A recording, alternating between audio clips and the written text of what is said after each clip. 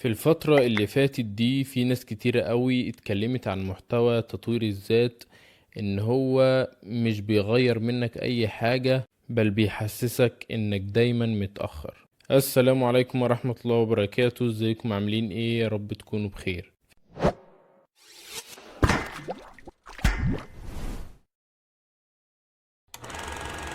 الفيديو ده هنتكلم عن ايجابيات وسلبيات محتوى تطوير الذات، فكمل معايا الفيديو للاخر. اول حاجة عايز اقولك عليها ان محتوى تطوير الذات ده غير مني وغير من ناس كتير، بس يمكن الحاجة اللي انت مش واخد بالك منها ان التغيير لازم يحصل من عندك انت.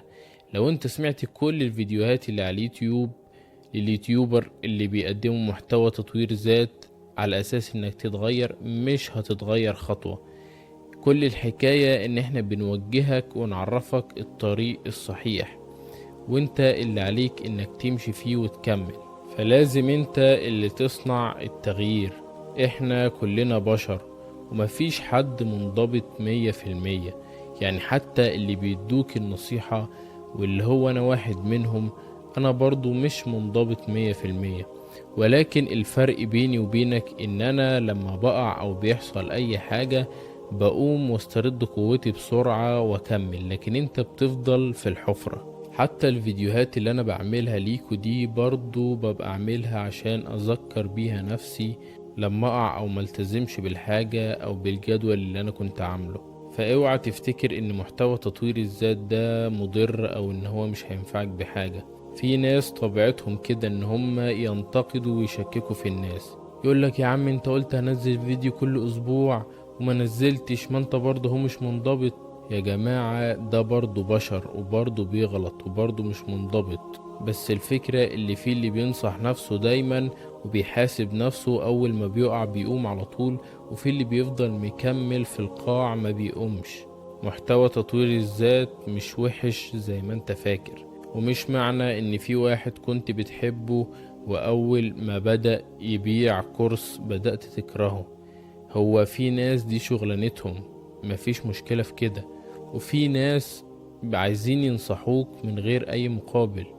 يمكن المحتوى ده بيحسسك انك متأخر، ولكن ده كله بسبب انك بتفضل تسمع في الفيديوهات دي كتير وما بتتحركش. صدقني طول ما انت قاعد مكانك مش بتتحرك، انت مش هتبقى مستريح، لان ضميرك هيفضل يأنب فيك. لكن لو انت بتشتغل على نفسك ومنضبط، حتى لو انت متعذب بتتعذب كل يوم، فانت هتيجي في اخر اليوم هتنام مستريح وهتبقى راضي عن نفسك جدا. فالمشكلة مش في المحتوى ذات نفسه، المشكلة فيك انت اللي بتفضل تتفرج وخلاص، ومش بتعمل باللي بيتقالك عليه في الفيديوهات. انت بتفضل تتفرج وتتحفز، ومفيش ساعة ولا نص ساعة والتحفيز بيروح وما بتشتغلش على نفسك. بتستخدم طاقتك كلها في حاجات ملهاش لازمة زي أفلام البورن، وإنك بتقلب في الريل طول الوقت، ووقتك وطاقتك رايحين في الفاضي حرفيا. بتفضل تعمل جداول على الفاضي وما بتلتزمش بيها. أنا أعرف ناس حياتهم كلها عبارة عن خطط، بيخططوا بس حرفيا، يعملوا خطة ما تخرش المية حرفيا، خطة توصلهم لهدفهم على طول. يفضل يقلب في الخطط ويغير في الخطة، ولكن هو للأسف ما بيلتزمش بأي خطة. صدقني كل حاجة عايز تعملها موجودة على اليوتيوب. عايز تطلع فلوس، عايز تعمل أي حاجة، الفكرة كلها إنك مش بتسعى، إنك مش قد التعب. في ناس بتقولك بالحرف الواحد تعمل إيه وإنت برضو مش قادر تتحرك من مكانك. مشكلتك إنك عايز حلول سريعة، كل حاجة عايزها سريعة. ما بقاش عندك طاقة إنك تسمع فيديو حتى ربع ساعة، ما بقاش عندك طاقة لأي حاجة حرفيا. دماغك حرفيا بقت بتنمل زي المدمنين، بتفضل قاعد طول الوقت تتابع الناس الناجحة والناس اللي معاها فلوس والناس اللي مش عارف ايه، وتكتشف في الآخر إنك ما جيتش ربع الناس دي، وتطلع في الآخر مهموم بعد ما ضيعت وقتك. صدقني والله انت ولا غبي ولا فاشل ولا اي حاجة. كل الحكاية ان انت محتاج شوية وعي ومحتاج توسع مداركك شوية. بص انا هجيب لك الخلاصة وركز معايا في الحلول اللي هقولك عليها. اول حاجة عايزك تهدى كده وتطبق اكتر ما بتستهلك. يعني ايه؟ يعني ما تفضلش تحشي دماغك بمعلومات وخلاص. عايزك اي معلومة تسمعها تنزل تطبقها على ارض الواقع على طول. عود نفسك ان يبقى عندك 80% فعل و20% تعلم. وفي الاخر خليني اقولك ان محتوى تطوير الذات هو مجرد وسيلة، وانت اللي عليك الباقي.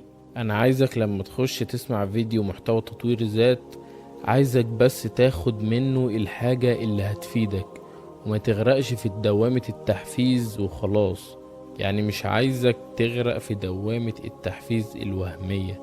انا عايزك تاخد الحاجة اللي انت عايزها وتقفل الموبايل وتشتغل على نفسك زي الوحش. فحاول تستخدمه كدافع للحركة مش مسكن، وطبعا هتشوف تغيير مش طبيعي في حياتك. وافتكر ان التطبيق اقوى من اي كلام. وصدقني الحكاية كلها صعبة في البداية، بس هي الخطوة الاولى الصعبة، وبعدين كل حاجة سهلة. وبكده يكون الفيديو خلص. لو عجبك الفيديو متنساش تعمل سبسكرايب للقناة وتفعل زر الجرس عشان يوصلك كل جديد.